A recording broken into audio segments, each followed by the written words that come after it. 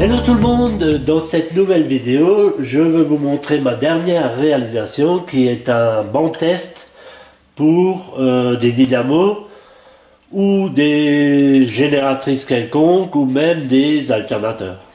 Donc l'ensemble est composé d'un moteur électrique qui entraîne la dynamo, une résistance de charge dont je vous parlerai un peu plus tard, et la partie commande qui est composé d'un variateur de vitesse et d'un système de contour avec le capteur qui se trouve ici, qui me permet d'afficher la vitesse de rotation de la dynamo.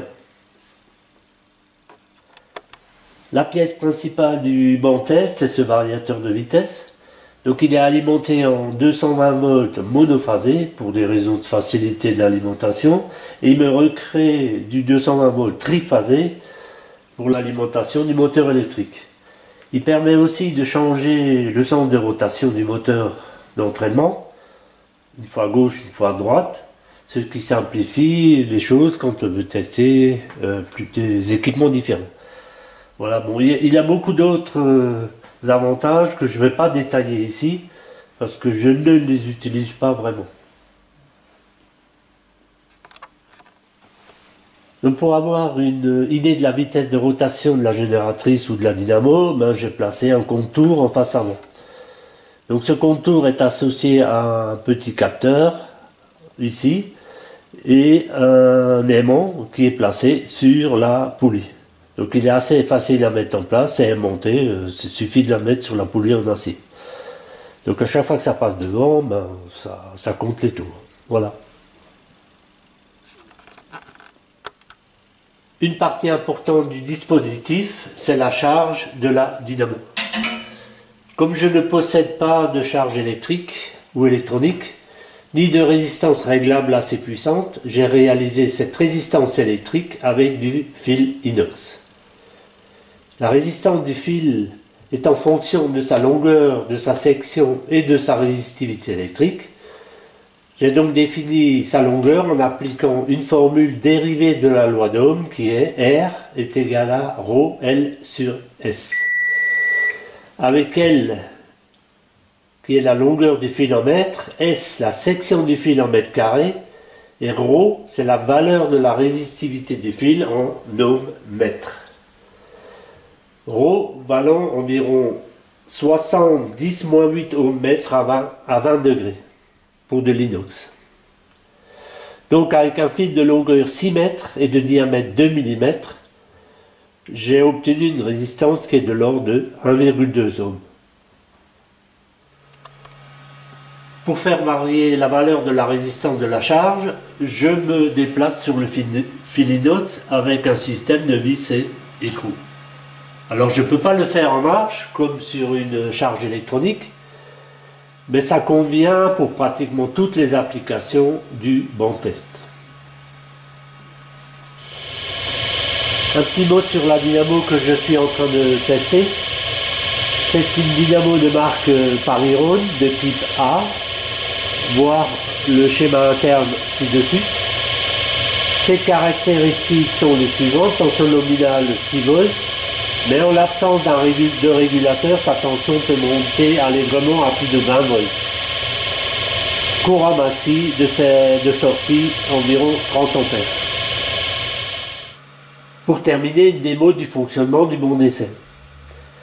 L'excitation de la dynamo est branchée directement en parallèle sur l'induit, donc sans régulateur et sans batterie à alimenter. Voir le schéma ci-dessus. J'ai branché en série avec la sortie de la dynamo 1 ampère-mètre et aux bornes de la charge 1 voltmètre. Alors c'est parti, on va faire tourner la dynamo et la faire débiter. Donc je monte, je commence doucement. Je monte à environ 1000 tours minute, 900, voilà. Là je fais à 1000 tours minute. Et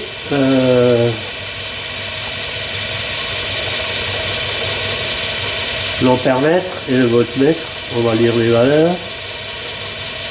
Donc à 1000 tours minute, je suis à peu près à 3,1 volts et pas tout à fait 4 ampères. Donc là, je vais passer à 1500 tours minute.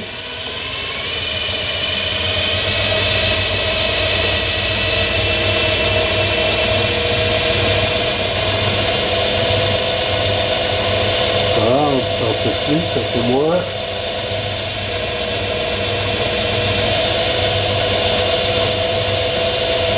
Voilà, pour vous montrer.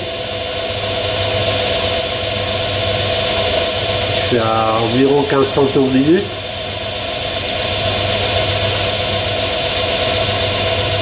Et j'ai une tension au bord de la charge d'environ 10 volts et 12 ampères. Je vais monter un peu plus haut, vers 1700 tours minute.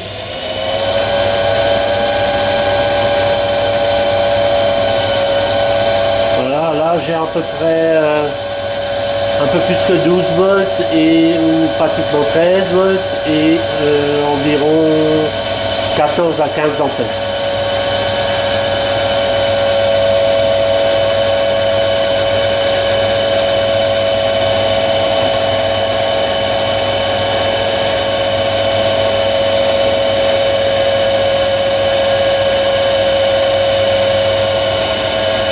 Je vais arrêter.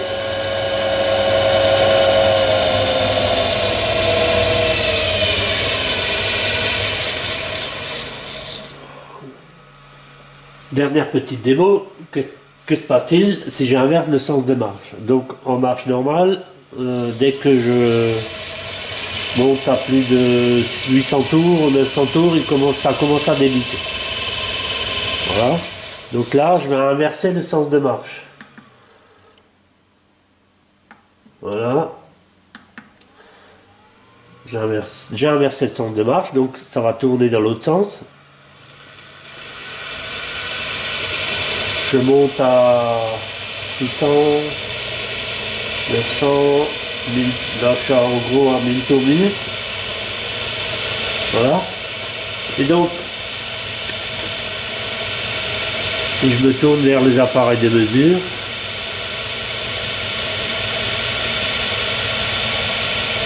il ne se passe rien. Le courant reste à 0 et la tension pratiquement rien, 0,3 volts. Même si je monte à 1500 tours minute,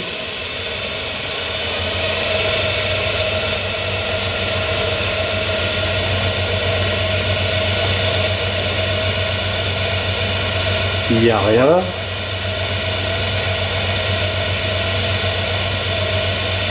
Et je suis bien aux alentours de 1500 tours minute.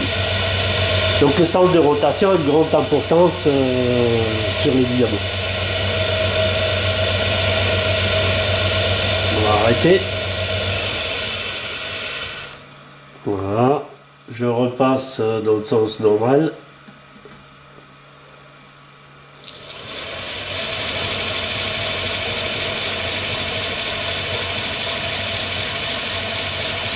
Et c'est reparti comme avant.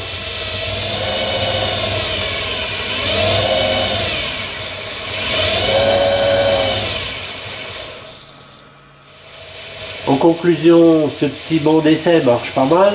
Je pourrais tester des dynamos, des génératrices quelconques, même des alternateurs, mais aussi des régulateurs, etc. La seule chose, c'est que le moteur que j'ai trouvé en occasion est un peu poussif, le moteur électrique d'entraînement. Donc je vais en chercher un autre qui a un peu plus de puissance.